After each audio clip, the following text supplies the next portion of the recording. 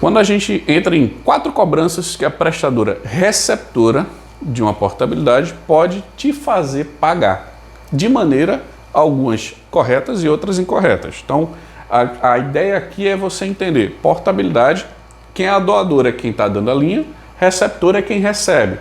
Eu estou migrando da TIM para Claro, da Claro para Vivo, da Vivo para TIM, independente de qual seja, é para onde você vai, ou seja, ocorreu a portabilidade de uma para outra. E esse cenário é que eu vou te passar de quem está recebendo a linha. Por exemplo, linha nova. Eu já vi situações que a consultor de vendas ou executivo de negócio, independente de como você chame ou como é essa pessoa que vai até a tua empresa, ela vai vender o plano de serviço, ou por telefone ou presencialmente. Esse pessoal, em alguns cenários, lógico, não são todos os consultores de vendas, os executivos de negócios, eles podem cometer erros sem intenção ou com intenção, aí a gente não tem como saber agora, mas existem contratos que eu já vi em que se dizia ser portabilidade, mas a pessoa, o vendedor, vamos dizer assim, ele não colocou as linhas lá para portar, ele simplesmente empurrou linha nova para aquele cliente, desavisado, aquele gestor de telecom que não estava, vamos dizer assim, com conhecimento sobre o que estava sendo feito. Que normalmente tem uma assinatura do representante legal ou algum de acordo, e o pessoal vai e aplica a linha nova. Feito isso, veja a bronca. A prestadora doadora vai continuar lá. E a receptora você vai ter contrato, você vai ter linha, você vai ter multa contratual também, vai ser um problema para você resolver. Nesse cenário, no meu entender, é uma cobrança indevida e você tem que tratar com a prestadora receptora. O ideal é que você faça isso assim que você receber as linhas, os contratos, confirme, é portabilidade, não é? E enxergue o que você contratou, lógico, também olhando o contrato que foi assinado, mas é uma cobrança indevida que pode acontecer e você tem que ficar ciente com esse tipo de risco. Outro ponto são linhas temporárias. O que é que acontece, tá? Quando você pede a portabilidade numérica, você pode ter, você deve ter chips novos, tá, nessa nova prestadora, e você pode ter um número funcionando naquele chip antes de que sua linha venha para esse chip, porque vai ter um tempo que você vai escolher dessa portabilidade. O bilhete, você seleciona lá qual vai ser o dia junto com o vendedor e você faz esse processo, ou pelo call center. Você também tem como fazer esse agendamento. Feito isso, agendando a portabilidade, até que o seu número faça essa mudança, você tem números temporários. E o que pode acontecer como cobrança correta ou incorreta? Se você recebeu as linhas, os chips, por exemplo, no dia 10, mas na fatura vier que aquelas linhas estavam ativas desde o dia 30 do mês passado, está errado. São ativações em datas diferentes. Você recebeu num dia, como é que ele já estava ativo? Está errado. Contesta esses dias, vamos dizer assim.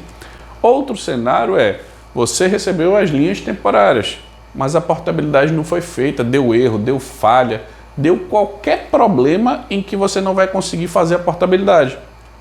Não conseguindo isso, existe o risco de você ficar com linhas temporárias, que é praticamente linha nova que você não precisa. E aí, é preciso conversar com a prestadora e cancelar esse contrato para você fazer da maneira correta e ter a portabilidade que você solicitou. Mas existem esses 2 cenários. O terceiro é sem você receber os chips ou SIM card, que é a mesma coisa. Chips, cartão SIM ou SIM card é o mesmo objeto, que é aquele cartãozinho que você utiliza. Lembrando que alguns equipamentos, tá, alguns celulares já têm o eSIM. Então, se você já tiver um celular, você não precisa guardar os chips serem entregues, você já consegue fazer isso mais rápido.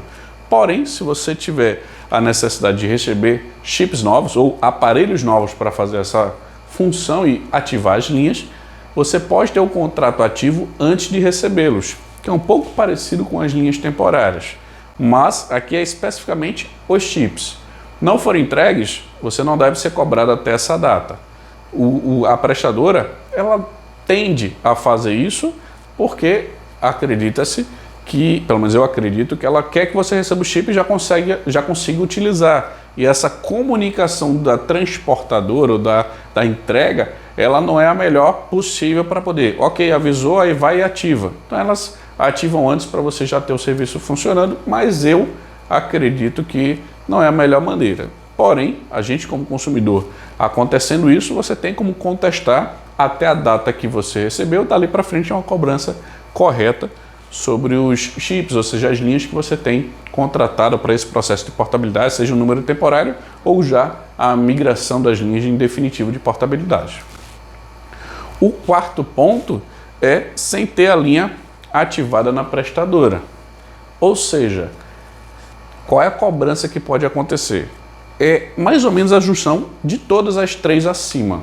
Enquanto sua linha não tiver na prestadora, receptora, ou seja, quem vai receber a linha, mas você recebeu os chips, mas você está com a linha temporária, até isso não vai ter para onde correr, que você vai estar lá com o serviço disponível para uso, mesmo que não esteja utilizando, e vai estar sendo cobrado.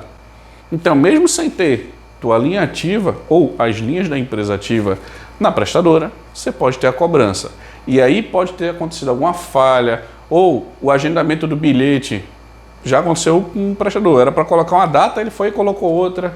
Pode ter errado o mês de portabilidade, aí tem que ajustar esse bilhete para que seja uma data mais próxima possível para você não pagar duas prestadoras. Essa é a ideia, ou seja, se você está fazendo portabilidade, provavelmente é por dois motivos principais: ou preço ou atendimento e cobertura. Três motivos, vamos lá. Então, se você fez por preço, principalmente pelo valor que você está pagando, você não quer pagar duas contas, você quer pagar uma só e a menor possível. Então, nesse cenário que acontecem falhas, erros ou algo do tipo, você tem que ter velocidade para resolver e saber qual é o problema para que você consiga fazer isso. Senão, você vai ter dor de cabeça, vai pagar duas faturas e por aí vai. Então, é complicado você ter um problema e não saber qual é. Mas essas são as possíveis cobranças envolvendo portabilidade, que pode ser antes ou depois da portabilidade. Você pode ter alguns problemas, mas principalmente é antes da sua linha começar a funcionar na nova prestadora. São essas quatro situações que você deve ficar de olho, que são parecidas, mas que eu preferi dividir para você entender como cada uma funciona e que pode ser um pouco diferente da outra, que você ou alguma empresa ou alguém próximo pode passar.